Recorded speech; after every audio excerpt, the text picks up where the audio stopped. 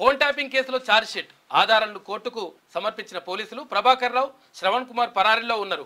ఇక ఇద్దరిని అరెస్టు చేసి విచారించాల్సి ఉందన్న పంజగుట్ట పోలీసులు. భుజంగరావు తిరుపతన్న బెయిల్ పిటిషన్లపై ఇవాళ తీర్పు వస్తుంది. ఇక ఫోన్ ట్యాపింగ్ కేసులో ఛార్జ్ షీట్ నమోదైంది.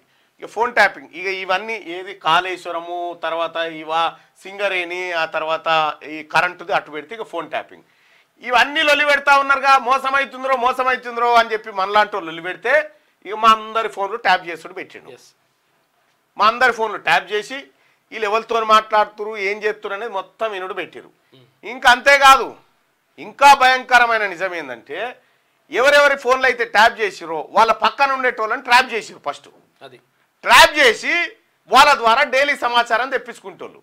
నేను మొన్న పోలీసులు చెప్తే షాక్ అయిపోయాను, ఎవడెవడు ఎక్కడి నుంచి ఇన్ఫర్మేషన్ ఇస్తుందంటే.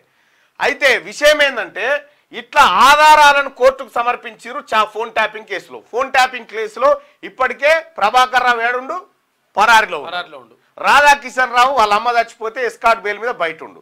ఇక తిరుపతన్న భుజంగరావు ఈ బెయిల్ పిటిషన్లు దాఖలు చేసుకున్నారు.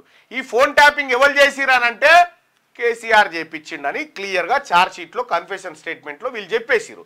బాసు సుప్రీం కేసీఆర్ చెప్తే చేసినామని చెప్పి, హరీష్ రావు చెప్తే చేసినామని చెప్పి, ఐ న్యూస్ ఛానల్ ఓనర్ చెప్తే చేసినామని చెప్పి క్లియర్గా అందులో రాసిరు.